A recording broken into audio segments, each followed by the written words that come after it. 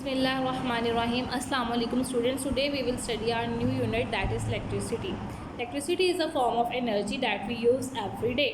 Electricity क्या है? वो एक एनर्जी की किस्म है, यानी कि इलेक्ट्रिसिटी हमेशा जो है वो एनर्जी से जनरेट होती है और वो हम अपनी रोज़मर्रा की ज़िंदगी में बहुत सी चीज़ों में इस्तेमाल में लेकर आते हैं। जैसा कि हमारे घरों में जो है इस टाइम फ़ैन्स ऑन है, एयर कंडीशंस ऑन है, रेफ्रिजरेटर्स ऑन है, कंप्यूटर्स, लैपटॉप्स, ये सब चीज़ें जो हैं वो इलेक्ट्रिसिटी से ही चल रही हैं। इट मीन्स कि हम डेली लाइफ में इलेक्ट्रिसिटी जो है उसको यूज़ करते हैं। अब इलेक्ट्रिसिटी जो है वो मैन मेड है, नेचुरली प्रेजेंट नहीं होती, बल्कि इसको इंसानों ने बनाया है। But they use energy from natural sources to produce electricity. As we can see in this picture कि यहाँ पे नेचुरल सोर्स क्या है? सन है, जिसकी मदद से they are producing electricity. In this picture the natural source is the water and we are producing electricity.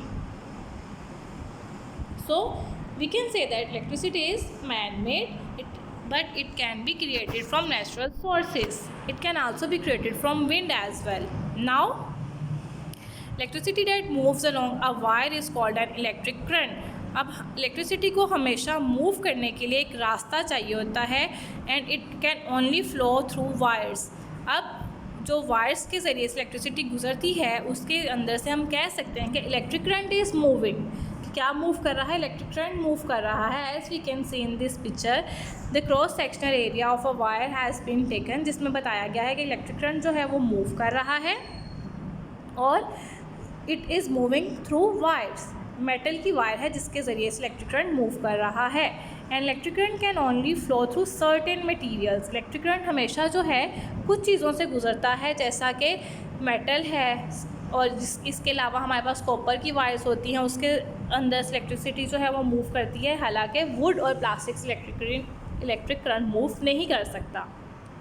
Do you remember mains electricity is produce in a power station. हमारे घरों में हम कभी भी इलेक्ट्रिसिटी नहीं बनाते, बल्कि इलेक्ट्रिसिटी जो है वो हमेशा पावर स्टेशन में बनती है. यानी कि मेन सोर्स ऑफ इलेक्ट्रिसिटी जो है वो क्या है? वो पावर स्टेशन है. As we can see in this picture, तो ये पावर स्टेशन में से लाइट जो है वो बन के हमारे घरों तक आती है through thick wires called cables. ये मोटी मोटी ब्लैक कलर की तारें होती हैं जिनको हमने रबर से इंसुलेट किया हुआ होता है ताकि हमें करंट ना लगे. और क्योंकि रबर जो है वो इंसुलेटर है और ये मेटल से बनी हुई है, ये मेटल के अंदर से इलेक्ट्रिक करंट फ्लो करेगा, जबकि रबर के अंदर से इलेक्ट्रिक करंट फ्लो नहीं करेगा. Now, it can only flow through certain materials, and the materials which allow electric current to flow through them easily are called conductors. For example, metal and water. Metal और water में से electric current जो है वो गुजर जाता है, इसी वजह से हम उनको कहते हैं कि वो कंडक्टर्स हैं. जैसा कि हमने अक्सर कहते हैं कि आप गीले हो, आपने स्विच को हाथ नहीं लगाना, करंट पड़ जाएगा. क्यों कहते हैं? क्योंकि इलेक्ट्रिक करंट जो है वो वाटर से गुजर जाता है, तो उससे फिर डर होता है कि हमें लग सकता है. इसी तरह से other materials like rubber and wood do not let electric current flow through them, they are called insulators. अब ऐसे मटीरियल्स जैसा कि रबर है, वुड है, उनमें से इलेक्ट्रिक करंट फ्लो नहीं कर सकता, हम उनको कहेंगे इंसुलेटर्स हैं. As we can see in this picture है is a picture of wire, जिसके अंदर वायर जो है उसका कंडक्टर वाला पोर्शन क्या है? मेटल है, और रबर जो है वो इंसुलेटर है. मेटल से वायर करंट गुजरेगा, जबकि रबर से अगर हम वायर को पकड़ेंगे तो हमें करंट नहीं लगेगा. Here are the some other examples of conductors and insulators, जिसके अंदर silver, gold, copper, steel and sea water are conductors, whereas rubber, glass, oil, diamond and dry wood are insulators. Now how electricity flow, यानी कि electric current जो है वो flow कैसे करता है? तो circuit needs a power source. हमेशा ये जो इलेक्ट्रिक सर्किट है उसको कोई ना कोई पावर सोर्स चाहिए भी, उसको जो है वो ताकत का, एनर्जी का ज़रिया चाहिए ताकि वो एनर्जी को यूज़ करते हुए बिजली बना सकें. अब पावर सोर्स क्या होता है? इस सर्किट में पावर सोर्स क्या है? बैटरी है. What is battery? A battery has chemicals in it and stores chemical energy. Battery क्या होता है? As we can see in this picture, इस तरह से बैटरी होती है जिसके अंदर केमिकल होता है और वो केमिकल क्या करता है? अपने अंदर एनर्जी को स्टोर करता है और फिर उससे इलेक्ट्रिक करंट प्रोड्यूस करता है. When a battery is connected to a bulb by two wires one at each end of the battery, it will light the bulb. जब बैटरी को हम दो वायर्स के साथ अटैच करेंगे और जब दरम्यान में कोई इलेक्ट्रिकल अप्लायंस लगाएंगे तो क्या होगा कि वो चलना शुरू हो जाएगी। जैसा कि हम पिक्चर में देख सकते हैं कि बल्ब अटैच है वायर्स के साथ और वायर्स को अटैच किया है बैटरी के साथ, तो करंट जो है वो फ्लो किया और बल्ब जो है वो लाइट अप हो गया। An electric current can flow from a battery or cell. It passes through the wires to light the bulb. The wire is called flex and is covered with plastic. Which plastic? Because plastic is an insulator. Now, what is flex?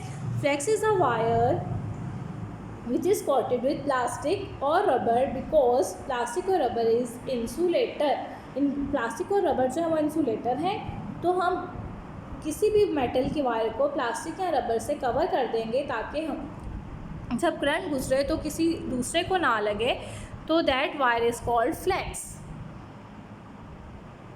The electric current flows out of the battery through the wire. अब क्या होता है, एक circuit में अगर हमने किसी bulb को चलाना है तो सबसे पहले क्या होगा, उसमें मेन सोर्स ऑफ इलेक्ट्रिसिटी क्या है, बैटरी है। इलेक्ट्रिक करंट जो है वो बैटरी में से मूव करेगा, वायर्स में से गुजरेगा। It then goes to the filament, the tiny wire in the bulb, and then through the second wire. It goes back into the battery.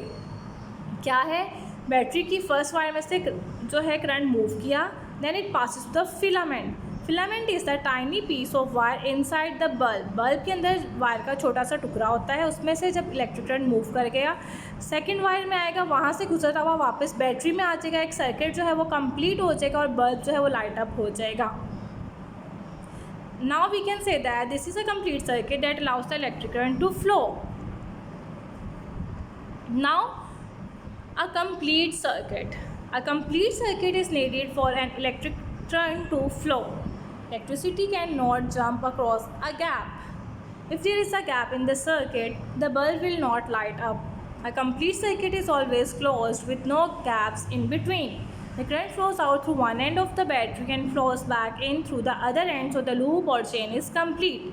Now, we can compare in this diagram that there is a complete circuit and there is an incomplete or open circuit. The complete circuit is also called closed circuit and incomplete circuit is also called open circuit. What is the difference between both of these circuits? The complete circuit is always closed with no gaps in between.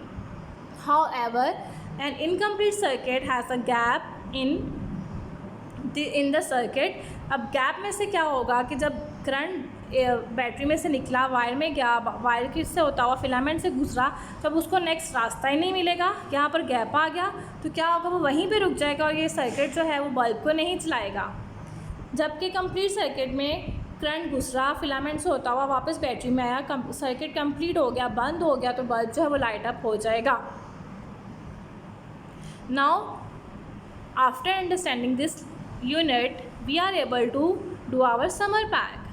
First of all, we have to name the diagram and label its different parts. Then you will tell what are cables and what is flex. This was all about our unit electricity.